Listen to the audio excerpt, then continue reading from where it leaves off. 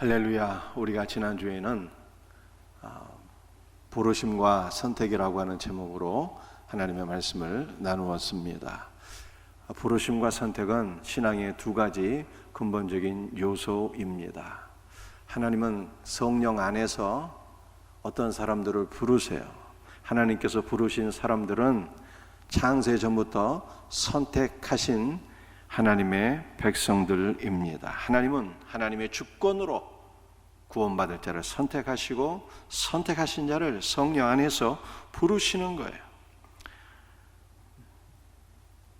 우리가 하나님의 이 선택을 생각하게 되면 한편으로는 감사하고 또 담대한 마음이 들게 됩니다. 아무 공로 없는 자들을 선택하시고 불러주셨으니 얼마나 감사합니까? 또 하나님의 선택은 영원히 취소되지 않는다고 말씀하니까 우리에게 매우 담대한 마음을 가져다 주게 됩니다. 그러나 하나님께서 창세전부터 구원받을 자와 구원받지 못할 자를 따로따로 정해 놓으셨다는 것은 일면 우리에게 불편한 마음을 가져다 주기도 합니다. 사랑과 은혜와 공의 하나님께서 어찌하여 우리가 태어나기 전부터 구원받을 자와 구원받지 못할 자를 따로 나누어 놓으셨을까 하면은 잘 이해도 되지 않고 마음이 불편해질 수가 있어요. 또 이러한 선택 교리는 왜 전도해야 되지? 어차피 구원받을 자는 구원받고 구원받지 못할 자는 구원받지 못하게 되는데 전도의 의구심도 가져다 주게 됩니다. 신학적인 논리적인 순서는 분명히 선택과 부르심이에요. 하나님께서 주권적으로 선택하신 자들을 불러주시는 거예요. 그런데 베드로후서 1장 10절을 보게 되면 순서가 부르심과 택하심입니다. 부르심과 택하심이에요. 이 순서가 중요한 거예요. 이것은 하나님의 부르심에 믿음으로 반응하는 자들이 진정으로 선택받은 자들이라고 하는 뜻입니다. 그래서 바울도 이렇게 얘기했어요. 내가 내 백성 아닌 자를 내 백성이라 부르리라. 여러분들, 저와 여러분들은 하나님께서 선택하신 백성이 아니었습니다. 우리는 다 이방인들이었어요. 그런데 하나님께서 우리를 부르실 때 그리스도 안에서 우리가 하나님의 부르심에 믿음으로 반응하여 예수 그리스도를 믿게 되었을 때 우리는 하나님의 백성이 아니었지만 너는 나의 백성이라, 너는 나의 선택한 자라 라고 하나님께서 말씀해 주셨어요. 제가 여러분에게 질문하겠습니다. 여러분들 선택받은 자가 분명하십니까? 어떻게 할 수 있나요? 하나님의 부르심에 믿음으로 반응해서 그리스도 예수를 믿는 자가 하나님께서 선택하신 선택받은 백성인 것을 믿으시기를 바랍니다. 그런데 바울은 베드로후서 1장 10절에서 부르심과 택하심을 굳게 하라고 말씀했잖아요. 구원의 확신을 가져야 된다는 뜻입니다. 어떻게 구원의 확신을 가질 수가 있습니까? 믿음의 덕을 더하래요. 이 덕이라고 하는 것은 거듭난 신자의 변화된 삶을 가리키는 것입니다. 변화된 신자의 거듭난 삶은 우리 여러 가지 성경에서 말씀하고 있지만 대표적으로 중요한 것이 두 가지예요. 경건과 형제우애입니다. 경건은 수직적인 하나님과의 관계에 있어서 올바르게 하나님을 예배하는 거예요. 그런데 우리는 이미 경건한 자가 되었어요. 주께서 우리에게 성령을 부어주셔서 우리는 신령과 진정으로 하나님을 예배 드리고 있잖아요. 지금 예배 시간에 빠지게 되면 마음이 불편해지고 예배당 가는 것이 너무나도 기다려지고 기쁘고 즐겁고 우리는 기쁨으로 성령 안에서 이미 예배를 드리고 있으니 우리는 거듭난 변화된 성도의 삶을 지금 살고 있는 것을 믿으시길 바랍니다. 주님께서 우리의 삶을 다 변화시켜 주셨어요. 또 거듭난 성도의 삶은 형제우애잖아요. 형제우애. 그리스도의 사랑으로 우리가 서로를 사랑하고 용납하는 형제우애예요. 이 두 가지가 수직적으로 하나님과 올바른 관계 속에서 예배를 드리고 수평적으로 우리가 형제자매의 관계 속에서 그리스도의 사랑으로 서로 용서하고 용납하는 이 형제우애가 거듭난 신자의 삶인데 이것은 그리스도 안에서 우리가 타인의 성취가 된 거예요. 그리스도의 사랑을 우리에게 부어주셔서 우리가 그리스도의 사랑을 알게 되었고 그리스도의 사랑으로 서로를 사랑하고 섬기게 된 것을 믿으시기를 바랍니다. 그러므로 변화된 성도의 삶은 무겁고 어려운 것이 아니에요. 우리가 기쁨으로 능히 감당할 수 있도록 주님께서 은혜를 부어 주셨습니다. 기쁨으로 예배드리고 기쁨으로 형제자매들을 더욱더 사랑하는 삶으로 나갈 수 있기를 주 예수의 이름으로 축복합니다. 오늘 우리가 함께 나눌 말씀의 제목은 범죄한 천사들입니다. 이 범죄한 천사들이라고 하는 제목으로 우리 세 가지를 간단하게 살펴보면서 말씀의 은혜를 나누고자 합니다. 첫 번째는 경고의 메시지예요.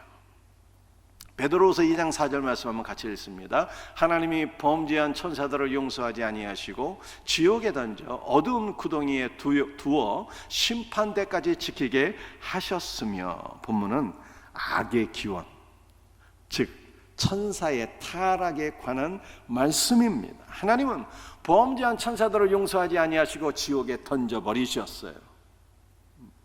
타락한 천사들이 하나님의 심판을 받아서 지옥에 떨어졌다라고 하는 것은 오늘 우리에게 주시는 경고의 메시지입니다. 창세기 1장 1절 말씀 한번 읽어보시겠습니다. 태초에 하나님이 천지를 창조하시니라. 하나님께서 태초에 하늘과 땅을 창조하셨다는 말씀이에요. 그런데 원문을 보게 되면 이 하늘이 쌍수로 되어 있어요. 두 개의 하늘을 창조하셨다는 말씀입니다.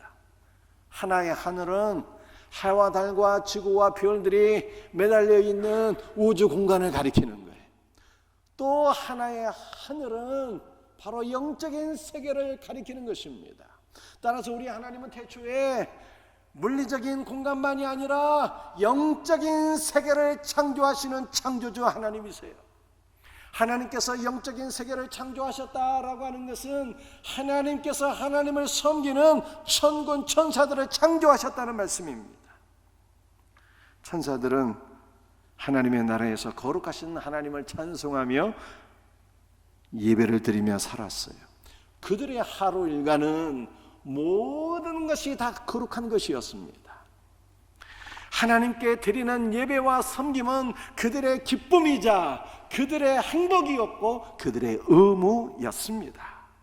그런데 하늘에 있는 천사들이 범죄를 하게 되었어요. 천사의 마음속에 사악함이 찾아오게 되었습니다. 어느 날 갑자기 질투와 야망과 교만이 그들의 마음속에 스며들게 되었습니다. 일부 천사들은 타락했으며 다시 회복되지 못했어요. 따라서 오늘은 이 본문 말씀을 통해서 우리가 깨달아야 합니다. 무엇을 깨달아야 하는 것입니까? 아무리 거룩한 자라 할지라도, 아무리 거룩한 공간에 있을지라도, 아무리 거룩한 사역을 할지라도 타락할 가능성이 누구에게나 있다는 것입니다. 죄와 관련해서 어떠한 존재도 어떠한 사람도 완전한다고 장담할 수가 없어요. 이 천사에 관한 타락을 좀 더 우리 한번 살펴볼 수 있기를 원합니다. 이사야 14장 12절 14절 말씀을 한번 같이 읽도록 하겠습니다. 너와 주의 아들 계명성이여 어찌 그리 하늘에서 떨어졌으며 가장 높은 구름에 올라가 지극히 높은 이와 같아지리라 하는도다. 이사야서 14장 12절 말씀을 보게 되면 계명성이라고 하는데, 계명성은 도대체 어디에 있는 별일까? 아무리 생각하고 하늘의 별들을 찾아보고 연구해도 계명성 발견할 수가 없는 것이죠. 킹 제임스 버전이라고 하는 영어 성경을 보게 되면 이 계명성을 루시퍼로 번역을 했어요. 루시퍼는 사단의 다른 별칭입니다. 유대교의 전승에 의하면 하나님께서 7 천사장을 창조하셨는데 그 7 천사장 가운데서 가장 아름답고 영화롭고 능력이 강한 자가 바로 천사장 루시퍼였어요. 루시퍼는 자신의 아름다움에 스스로 도취되었어. 내가 영광스러운 하나님과 한번 비교해보리라. 나도 얼마든지 하나님과 같이 될 수 있다고 생각해서 하나님을 대적하게 되었습니다. 그러나 하나님의 군대 장관 밀가엘과의 전투에서 패해서 하늘에서 추방당하게 되었어요. 루시퍼는 아름답고 영광스러운 천사장이었지만 하나님을 대적한 결과 타락하여 사단이 되어버리고 말았어요. 타락한 천사들은 이제는 영광의 빛으로 가득한 하나님의 보좌 주변에서 하나님 앞에 기쁨으로 감사와 찬송과 영광을 돌려드렸습니다. 그들은 하나님께서 택하신 백성들이 구원받을 수 있도록 섬기는 섬김의 영들이었어요. 그러나 이제 타락한 천사들은 하나님의 백성들을 사망의 길로 이끌려고 무진 애를 쓰고 있습니다. 천사의 타락은 오늘 우리에게 주시는 경고의 말씀이에요. 아무리 거룩하고 거룩한 사역을 하는 자일지라도 얼마든지 타락할 가능성이 있다는 것입니다. 그러므로 어떠한 사람도 자신에 대해서 스스로 나는 완전하다고 장담할 수가 없어요. 나의 인격은 완전하고 나는 탁월한 자였어. 나는 결단코 천사들처럼 타락하지 않을 거야. 나는 완전 무결한 거룩한 존재가 될 수 있다. 이렇게 장담할 수가 없다는 거예요. 하나님의 교회 안에서 거룩한 사역을 하는 목회자도 자신의 거룩함을 주장할 수가 없습니다. 나는 목사이다. 나는 하나님의 몸된 교회에서 거룩한 사역을 하는 목회자이기 때문에 나는 나의 신실함을, 나는 나의 거룩함을 끝까지 지킬 수 있을 거야 라고 장담할 수가 없습니다. 천사들도 타락을 했어요. 아담도 타락을 했습니다. 예수님의 제자 가룟 유다도 타락을 했습니다. 그런데 누가 자신의 거룩을 끝까지 주장할 수 있겠습니까? 나는 절대로 넘어지지 않을 거야 확신할 수 있을까요? 아무도 없어요. 거룩과 관련하여 우리의 환경이나 자질이나 직책을 신뢰하는 것은 부러진 갈대를 의지하는 것과 동일합니다. 사단의 화살은 교회 안에서 가장 높은 자리에 앉아 있는 사람들도 정확하게 맞출 수가 있어요. 목회자들이 유명하면 유명할수록 사단의 유혹과 공격에 더욱더 강력하게 노출되는 것입니다. 어둠의 세력은 십자가의 용사들에게 더욱더 강력한 불화살을 퍼붓는 것입니다. 거룩한 장소에서 거룩한 사역을 하고 성경을 읽고 기도하고 거룩한 주제에 대해서 토론할지라도 자신의 거룩함을 끝까지 주장할 수가 없어요. 바울은 순수 유대인의 혈통을 가지고 태어났습니다. 그는 가말리알 문화에서 수학을 했고요, 율법의 의로는 흠이 없는 자였습니다. 인간의 눈으로 보기에는 완전 무결한 자였어요. 그러나 바울도 사실은 그리스도와 그리스도의 교회를 핍박하는 악한 삶을 살았던 것입니다. 우리는 아무리 좋은 환경에서 거룩한 사람들과 교제하며 살지라도 그것이 우리의 거룩을 지켜주고 보존해 줄 것이라 생각해서는 안 되는 것입니다.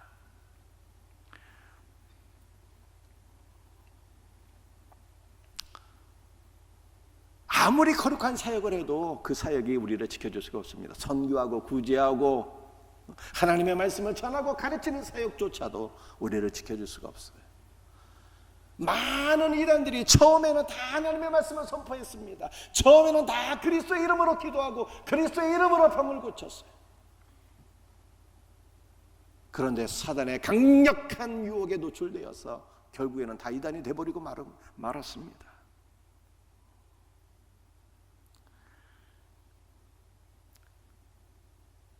우리의 신분도, 우리의 지위도, 우리의 환경도, 하나님께서 주신 우리의 거룩한 사역도 우리를 지켜줄 수 없다면 우리에게는 소망이 없는 것입니까? 우리는 다 타락할 수밖에 없는 존재인가요? 그렇지 않습니다. 우리의 소망은 하나님의 은혜예요. 은혜 외에는 그 어떤 것도 우리를 타락이나 배교나 영적인 사망으로부터 지켜줄 수가 없습니다. 계시록을 읽어보게 되면 우리 예수님께서 7 금초대 사이에 계시잖아요. 7 교회 가운데 계시는 분이 그리스도께서 일곱 교회 가운데 계시면서 일곱 별을 오른손으로 붙잡고 계시는데 그 일곱 별은 일곱 교회의 사자, 일곱 교회의 목회자들인 것입니다.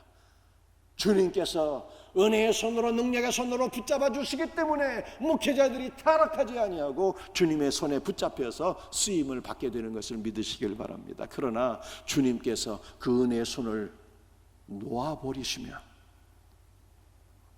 어떠한 영적인 지도자일지라도 다 타락할 수밖에 없어요. 선줄로 생각하는 자는 넘어질까 조심하라 말씀했습니다. 사랑하는 성도들이, 여러분이 여러분의 자질이나 인격이나 지위나 지혜나 지식이나 능력이나 체험 등을 의지하며 산다면 사탄의 카운터 펀치를 맞고 KO패에 당한 여러분의 모습을 곧 보게 될 것입니다. 우리를 넘어지지 않도록 지켜주시고 보호해 주시는 분은 오직 그리스도 외에는 없어요. 그러므로 우리는 날마다 겸손한 마음으로 그리스도의 은혜를 신뢰하며 의지하고 살아야 되는 것입니다. 베드로후서 2장 4절 말씀 한번 보시겠습니다. 하나님이 범죄한 천사들을 용서하지 아니하시고 지옥에 던져. 본문은 타락의 가능성을 경고할 뿐만 아니라 죄의 형벌에 대해서 경고하고 있어요. 하나님께서 범죄한 천사들을 용서하지 아니하시고 심판하셔서 그들 모두를 다 지옥에 던지셨다는 거예요. 이 범죄한 천사들이 많은 것을 성경이 말씀하고 있어요. 범죄한 천사들이라고 복수로 표현하고 있습니다. 예수님께서 거라사 지방에 가셨는데 거라사 지방에서 귀신 들린 자를 만났습니다. 귀신 들린 자에게 예수님께서 내 이름이 무엇이냐 물으시니 그가 답변하기를 내 이름은 군대입니다. 그렇게 대답을 했어요. 군대는 6,000명의 군사로 이루어진 군단을 가리키는 것입니다. 즉 이 말씀은 타락한 천사들의 숫자가 매우 많다는 것을 말씀하고 있어요. 천사장 루시퍼가 자신의 아름다움에 도취되어서 하나님을 대적하게 되었는데 그 천사장 루시퍼가 타락할 때 그 밑에 있던 천사들이 같이 타락하게 되었다는 거예요. 그런데 하나님께서는 숫자가 많다고 해서 봐준 것이 아니라 그 하나님을 대적하고 타락한 그 많은 천사들을 다 심판하셔서 지옥에 던지셨다고 말씀하고 있습니다.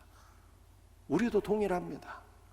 숫자가 많든 적든 하나님께서는 타락한 자들을 반드시 심판하시는 분이라고 성경이 우리에게 말씀하고 있는 것입니다. 그러므로 우리는 하나님을 진실로 경외하며 두려움으로 하나님을 섬겨야 되는 거예요. 창세기 3장 1절 말씀이 뱀은 여호와 하나님이 지으신 들짐승 중에 가장 간교하니라 말씀하고 있어요. 간교하다는 것은 지혜롭다는 뜻이에요. 이 사탄이 얼마나 지혜로운지 첫사람 아담도 사단의 유혹에 빠져 타락하고 말았습니다. 아무리 지혜로운 존재라 할지라도 하나님의 심판은 피할 수가 없어요. 그래서 범죄한 뱀에게 하나님께서 심판을 선포하셨는데 여자의 후손이 너와 내 후손의 머리를 상하게 할 것이다. 이렇게 말씀하셨어요. 예수 그리스도의 십자가로 뱀의 머리 사탄의 권세가 파괴될 것을 하나님께서 선포하셨습니다. 여러분들 사람이 지혜로우면 사람이 세운 법망은 요리조리 다 피해갈 수가 있어요. 그러나 아무리 지혜롭다 할지라도 하나님의 심판은 피할 수가 없습니다. 여기까지 말씀을 한번 정리해 보겠습니다. 타락한 천사에 관한 메시지는 우리에게 주시는 경고의 말씀이에요. 아무리 거룩한 자라 할지라도 아무리 거룩한 장소에서 거룩한 사역을 한다 할지라도 다 타락할 가능성이 있다는 것입니다. 그런데 하나님께서는 타락하는 자들은 절대로 용납하지 않고 심판하신다고 성경이 말씀하고 있으니 이것이 우리에게 주는 경고의 말씀이에요. 두 번째 메시지는 하나님의 은혜입니다. 비록 천사들은 타락했지만 하나님은 택하신 성도들이 넘어지지 아니하도록 붙잡아 주시는 분이에요. 요한일서 3장 9절 말씀 함께 같이 읽도록 하겠습니다. 하나님께로부터 난 자마다 죄를 짓지 아니하나니 이는 하나님의 씨가 그의 속에 거함이요. 하나님께로부터 난 자는 거듭난 우리 성도들을 가리키는 거예요. 하나님께로부터 난 자 우리 성도는 죄를 짓지 않는데요. 죄를. 여러분들 이 죄가 성경에서 말씀하고 있는 요한일서 3장 9절에서 말씀하고 있는 죄가 무엇일까요? 이 죄가 단수로 되어 있어요. 이것은 윤리적이고 도덕적인 죄를 의미하는 것이 아닙니다. 요한일서 3장 9절에서 말씀하고 있는 죄는 그리스도를 불신하고 그리스도를 대적하는 이 죄를 범하지 않는다는 뜻입니다. 거듭난 신자는 그리스도를 불신하고 대적하는 죄를 짓지 아니하리라 이렇게 말씀하고 있어요. 여러분들이 거듭난 신자가 맞습니까?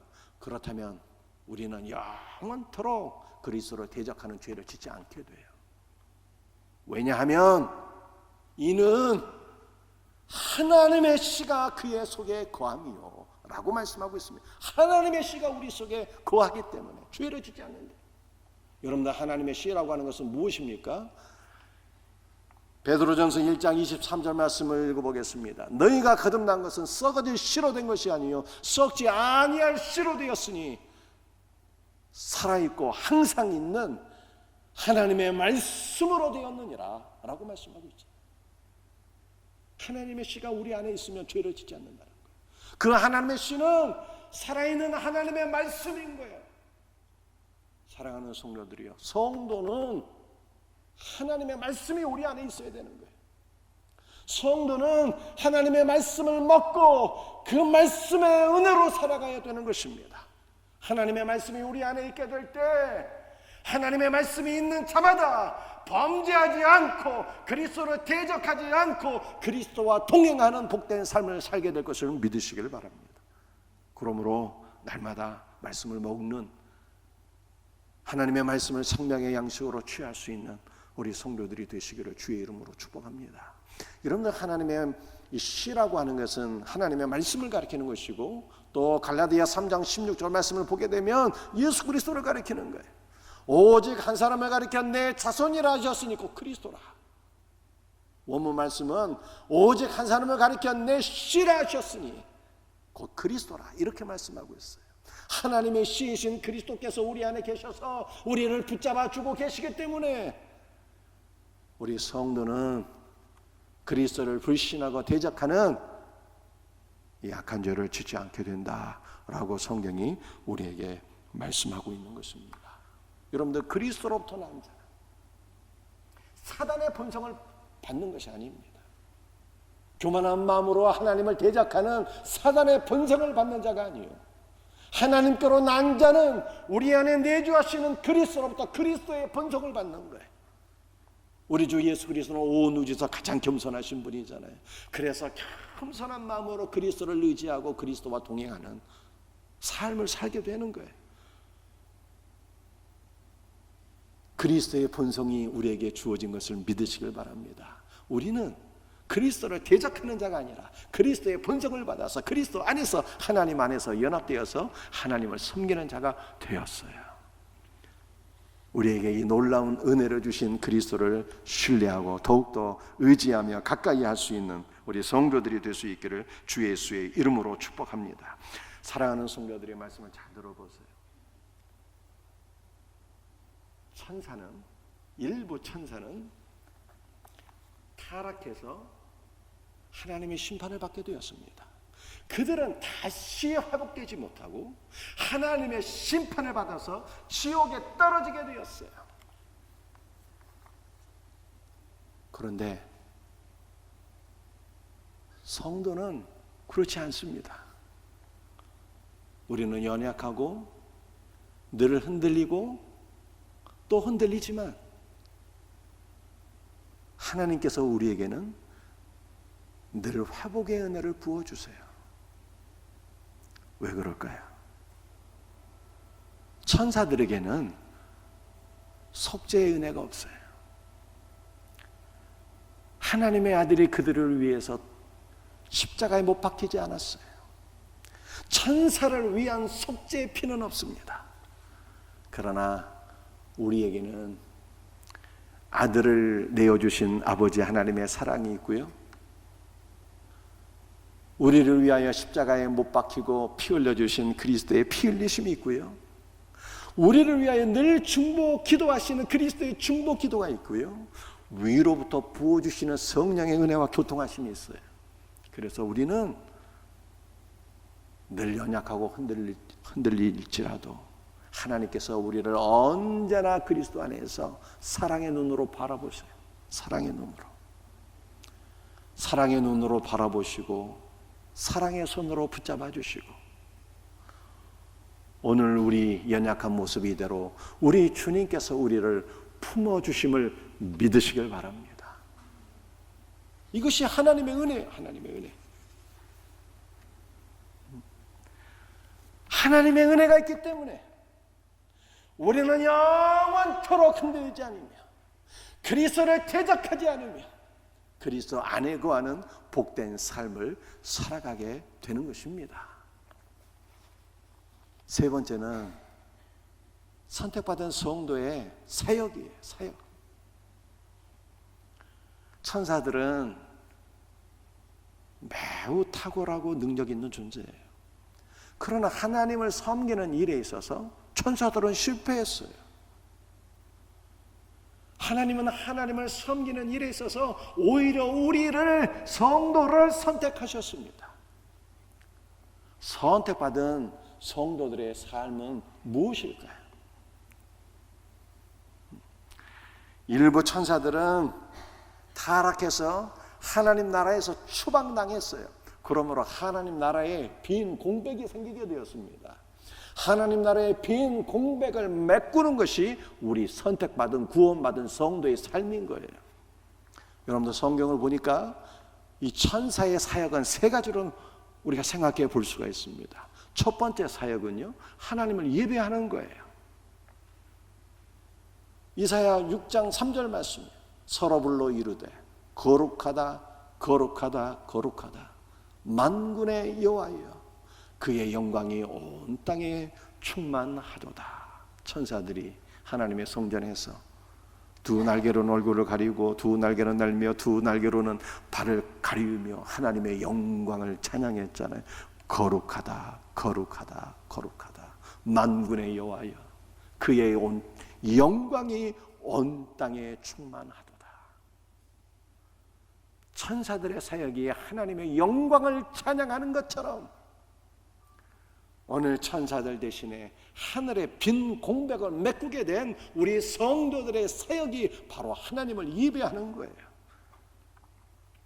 늘 하나님을 기쁨으로 예배할 수 있는 우리 복된 성도들이 될 수 있기를 주 예수의 이름으로 축복합니다. 두 번째 천사의 사역은 좋은 소식을 전하는 것입니다. 누가복음 1장 31절 말씀, 보라 내가 잉태하여 아들을 낳으리니 그 이름을 예수라 하라. 천사장 가브리엘이 마리에게 전한 말씀이에요. 좋은 소식, 복된 소식을 증거했는데 그 좋은 소식은 예수 그리스도의 탄생의 말씀이었습니다. 오늘 우리의 성도들이 하늘의 빈 공백을 메꾸는 자로서 하나님께 부르심을 받았어요. 우리의 사역은 바로 천사들이 실패한 사역, 복음을 증거하는 거예요. 주 예수의 생명의 말씀을 증거하여서 많은 영혼들을 구원의 길로 인도할 수 있는 복된 우리 주의 자녀들 될 수 있기를 주님의 이름으로 축복합니다.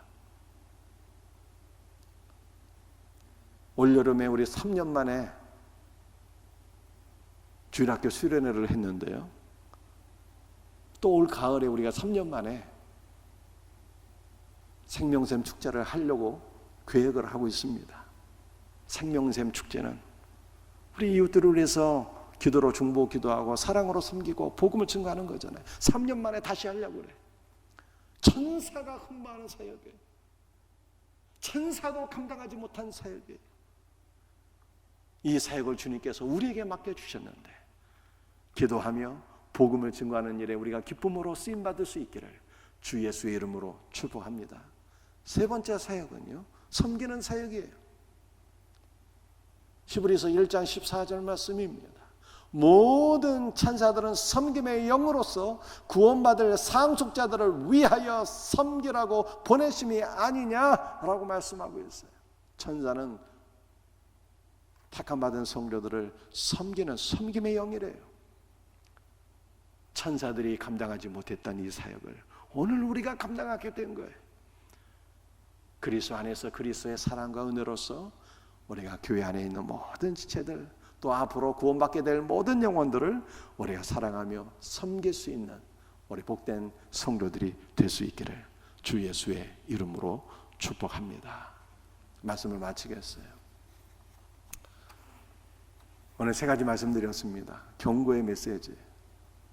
선줄로 생각하는 자는 넘어질까 조심해야 돼요. 거룩한 장소에서 거룩한 사역을 하는 존재일지라도 얼마든지 타락할 수 있고 하나님의 심판을 받게 된다는 것입니다. 그러나 우리의 소망은 하나님의 은혜예요. 우리 안에 내주하시고 우리를 사랑의 손으로 붙잡아 주시는 그리스도 안에서 우리는 범죄하지 않고 그리스도와 동행하는 복된 삶을 살게 되는 거예요. 아버지의 사랑이 우리에게 있고요, 그리스도의 피 흘리심이 있고요, 성령께서 부어주시는 은혜가 있기 때문에 아버지 하나님께서 우리를 언제나 사랑의 눈으로 바라보시고 은혜의 손으로 붙잡아 주시고 우리를 품어주세요. 이 놀라운 은혜를 소망하며 심히 입으며 담대한 마음으로 살아가야 될 줄로 믿습니다. 선택받은 성도의 삶은 천사가 감당하지 못했던 그 사역을 감당하는 거예요. 예배드리고 복음을 증거하고 그리스도의 사랑으로 섬기는 거예요. 이 놀라운 은혜가 우리 모두에게 있기를 예수 그리스도의 이름으로 축복합니다. 기도하시겠어요?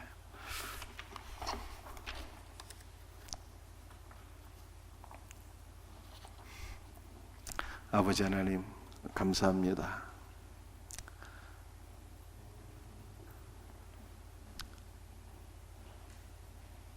천사도 범죄에서 타락했으니 우리 같은 연약한 존재들이야 얼마나 더 쉽게 타락하겠습니까?